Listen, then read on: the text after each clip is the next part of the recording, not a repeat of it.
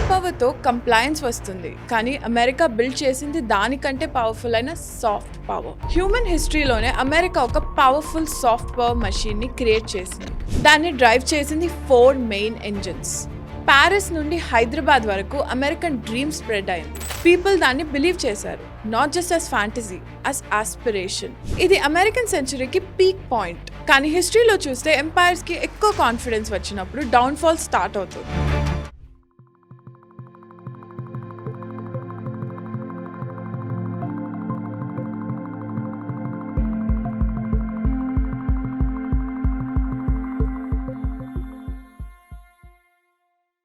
మీరు అమెరికాలో ఎప్పుడూ ఉండలేదు అనుకుంటా, కనీసం వెళ్ళాలని కూడా అనుకోవడం లేదనుకుంటా. కానీ మీ లైఫ్లో ఒక్క పాయింట్లో మీరు ఒక అమెరికన్ మూవీ చూసే ఉంటారు, అమెరికన్ మ్యూజిక్ వినే ఉంటారు, లేదా ఒక అమెరికన్ బ్రాండ్ యూజ్ చేసే ఉంటారు. And somewhere in your mind me life కొంచెం అదే స్టైల్లో ఉంటుందని ఇమాజిన్ చేసుకొని ఉంటారు. అది కోఇన్సిడెన్స్ కాదు, అది ఒక స్ట్రాటజీ. అది డెకెడ్స్ లాంగ్ స్ట్రాటజీ. చాలా క్లెవర్గా ప్లాన్ చేసి పర్ఫెక్ట్గా ఎగ్జిక్యూట్ చేసి వరల్డ్ మొత్తం అమెరికా దగ్గర ఉన్న లైఫ్ స్టైల్ కోసం క్రియేవ్ అయ్యేలాగా చేశారు. ఈ రోజు అది ఎలా జరిగిందో డీప్గా అనలైజ్ చేద్దాం. మరి 2026కి ఈ స్ట్రాటజీ ఎందుకు ఫెయిల్ అవుతుందో క్లియర్గా బ్రేక్ డౌన్ చేద్దాం. వరల్డ్ అంతా రబుల్ అయిపోయింది. యూరప్ కంప్లీట్గా డిస్ట్రాయ్ అయింది. జపాన్ గ్రౌండ్ లెవెల్కి వచ్చింది. సోవియట్ యూనియన్ 27 మిలియన్ లైఫ్స్ పోగొట్టుకొని చాలా వీక్గా ఉంది. వరల్డ్ వార్ 2 తర్వాత అమెరికా ఒక్కటే స్ట్రాంగ్ ఎకానమీగా బయటికి వచ్చింది. ఫ్యాక్టరీస్ రన్ అవుతున్నాయి, సిటీస్ సేఫ్గా ఉన్నాయి, అటామిక్ బాంబ్ కూడా తన కంట్రోల్లో ఉంది. కానీ డిఫరెన్స్ ఏంటంటే అమెరికాకి జస్ట్ ఒబీడియన్స్ కాదు, అడ్మిరేషన్ కూడా కావాలనిపించింది. సో డిఫీటెడ్ కంట్రీస్ని జస్ట్ ఆక్యుపై చేయడం కాకుండా అమెరికా వాళ్ళని రీబిల్డ్ చేసింది. మార్షల్ ప్లాన్ ద్వారా ఇప్పటి వాల్యూలో $170 బిలియన్ వెస్టర్న్ యూరప్కి పంప్ చేశారు. ఒక కంట్రీని రీబిల్డ్ చేస్తే వాళ్ళకి నువ్వే హీరో అవుతావు. అది చారిటీ కాదు, అది స్మార్టెస్ట్ జియోపాలిటికల్ ఇన్వెస్ట్మెంట్. హార్డ్ పవర్తో కంప్లయన్స్ వస్తుంది, కానీ అమెరికా బిల్డ్ చేసింది దానికంటే పవర్ఫుల్ అయిన సాఫ్ట్ పవర్. సాఫ్ట్ పవర్ అనేది చాలా సింపుల్ ఐడియా. జనాల్ని ఫోర్స్ చేసి మనల్ని ఫాలో అయ్యేలా చేయడం కంటే వాళ్ళకే మన పైన ఇష్టం క్రియేట్ చేయడం. అది మన కల్చర్, లాంగ్వేజ్ అండ్ వాల్యూస్ని వాళ్ళు వాలంటరీగా అడాప్ట్ చేసుకుంటారు, ఎందుకంటే అవి వాళ్ళకి చాలా ఇర్రెసిస్టిబుల్గా అనిపిస్తాయి. హ్యూమన్ హిస్టరీలోనే అమెరికా ఒక పవర్ఫుల్ సాఫ్ట్ పవర్ మెషిన్ని క్రియేట్ చేసింది.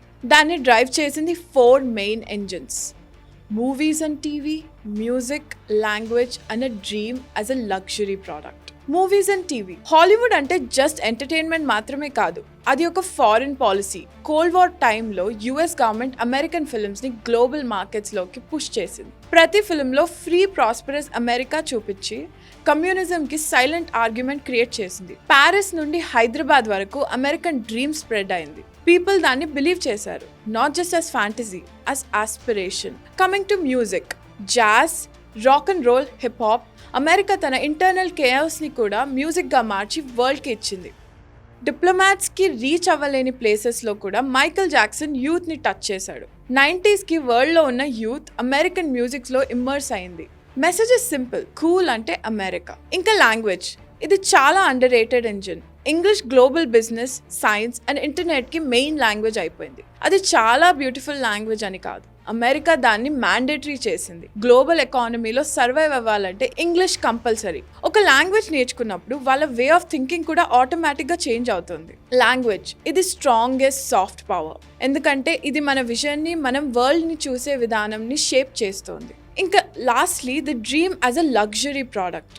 ఇది most sophisticated part. America goods మాత్రమే సెల్ చేయలేదు, ఐడెంటిటీని సెల్ చేసింది. College campus, road trips, garage startups, $1 billion company అవ్వడం, ఇవన్నీ ఒక ఇమేజ్ క్రియేట్ చేశాయి. లీవైస్ జీన్స్ కూడా ఐరన్ కర్టన్ వెనకాల ఫ్రీడమ్ సింబల్ అయింది.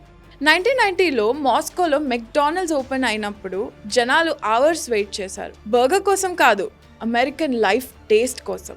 ఫిల్మ్స్, మ్యూజిక్, లాంగ్వేజ్, డ్రీమ్, ఈ కాంబినేషన్తో అమెరికా ఒక బుల్లెట్ యూజ్ చేయకుండానే ఎంటైర్ వరల్డ్ ఇమాజినేషన్ని క్యాప్చర్ చేసింది.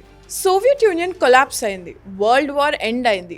ఆ ఒక్క మూమెంట్లో అమెరికా ఒక్కటే సూపర్ పవర్గా నిలిచింది. ఒకే ఒక కంట్రీ, నో కాంపిటీషన్. గ్లోబల్ జీడిపిలో 25% అమెరికాదే. ఇంటర్నెట్ కూడా యుఎస్ యూనివర్సిటీస్లో స్టార్ట్ అయ్యాయి. యుఎస్ కంపెనీస్ డెవలప్ చేసి ఇప్పుడు వరల్డ్ మొత్తంని ఇంగ్లీష్లో చేంజ్ చేస్తుంది. ఇది అమెరికన్ సెంచరీకి పీక్ పాయింట్. కానీ హిస్టరీలో చూస్తే ఎంపైర్స్కి ఎక్కువ కాన్ఫిడెన్స్ వచ్చినప్పుడు డౌన్ఫాల్ స్టార్ట్ అవుతుంది.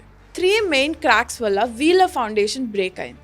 Wars, 2008 financial crisis and the rise of the rest. Wars అంటే 9/11 తర్వాత హోల్ వరల్డ్ అమెరికాని సపోర్ట్ చేసింది. ఇరాన్ కూడా కండాలెన్సెస్ చూపించింది. అది ఒక స్ట్రాంగ్ మోరల్ అథారిటీ మూమెంట్. కానీ 2003 ఇరాక్ వార్ వచ్చింది. వెపన్స్ ఆఫ్ మాస్ డిస్ట్రక్షన్ అని చెప్పి స్టార్ట్ చేశారు. ఆ next Abu Ghraib incident American soldiers ప్రిజనర్స్ని టార్చర్ చేస్తున్న ఇమేజెస్ వరల్డ్ మొత్తం చూసింది, especially Muslim countries. America outside చెప్పేది ఒకటి, ఇన్సైడ్ చేసేది ఒకటి అని అందరికీ అర్థమైపోయింది. సాఫ్ట్ పవర్ అంటే ట్రస్ట్. ఆ ట్రస్ట్ పోతే అన్ని పోయినట్టే. ఇంకా next 2008 financial crisis. America economic పవర్కి సింబల్ అయిన వాల్ స్ట్రీట్ వాళ్ళ గ్రీడ్ వల్లే కొలాప్స్ అయిపోయింది. వరల్డ్ అంతా అమెరికన్ ఫైనాన్షియల్ సిస్టమ్ని నమ్మింది. ఆ నమ్మకం ఒక్కసారిగా బ్రేక్ అయింది. బ్యాంక్స్ని బెయిల్అవుట్ చేసి కామన్ పీపుల్ని రోడ్ మీదకి వదిలేయడంతోనే అమెరికన్ డ్రీమ్లో ఉన్న కాంట్రడిక్షన్ బయటపడింది. ఈ సిస్టమ్ అందరికీ కాదు, కొంతమందికి మాత్రమే. And lastly the rise of the rest. America వార్స్తో బిజీగా ఉన్న టైంలో చైనా సైలెంట్గా గ్రో అయింది. చైనా ఫ్యాక్టరీ ఆఫ్ వరల్డ్గా అయిపోయింది. ఫస్ట్లీ మ్యానుఫ్యాక్చరింగ్, తర్వాత టెక్ హబ్. ఇప్పుడు ఆఫ్రికా నుండి లాటిన్ అమెరికా వరకు ఇన్ఫ్రాస్ట్రక్చర్ బిల్డ్ చేస్తోంది. బ్రిక్స్ నేషన్స్ ఫాస్ట్గా గ్రో అవడం, వెల్త్ కలెక్ట్ చేశాయి. ఇక్కడ ఒక బేసిక్ క్వశ్చన్ అడగడం స్టార్ట్ చేశాయి, ఇంకా మనం ఎందుకు అమెరికన్ రూల్స్ని ఫాలో అవ్వాలి అని. ఇది మనం ఇప్పుడు ఉన్న సిచ్యువేషన్ 2026. మనం చూస్తున్నది జస్ట్ పాలిటిక్స్ కాదు, ఇది లెజిటిమసీ క్రైసిస్. డాలర్ కొలాప్స్ అవ్వలేదు, కానీ ఛాలెంజెస్ ఫేస్ చేస్తోంది. కంట్రీస్ ఇప్పుడు ఓన్ కరెన్సీస్లో ట్రేడ్ చేస్తున్నాయి.